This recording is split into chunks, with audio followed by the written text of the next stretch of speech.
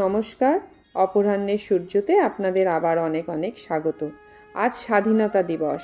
সকলকে স্বাধীনতা দিবসের অনেক অনেক শুভেচ্ছা। আজ বাঙালির প্রিয় ইলিশ মাছের একটা আনকমন রেসিপি আপনাদের করে দেখাচ্ছি, কেমন? সঙ্গে থাকুন। এই রান্নাটা খুব কম উপকরণ দিয়েই হয়ে যায়, যেমন সর্ষের তেল, নুন, হলুদ, রাঁধুনি ও কাঁচা লঙ্কা। আর এটা খুব চটজলদি রান্না, অথচ খুব টেস্টিও হয়। এই রেসিপির নাম হলো ইলিশের ঘষা।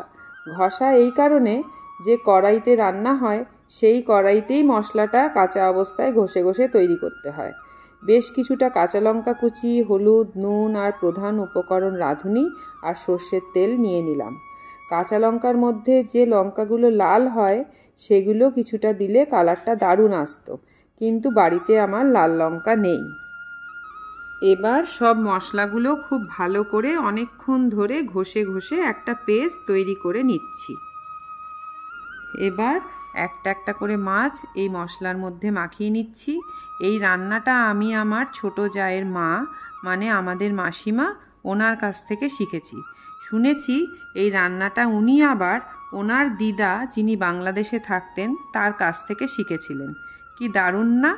এই রান্নাটা আপনারাও করে খাবেন, গরম ভাতে দেখবেন খুব ভালো লাগবে। এবার একটু জল দিয়ে ঢাকা দিয়ে দিলাম।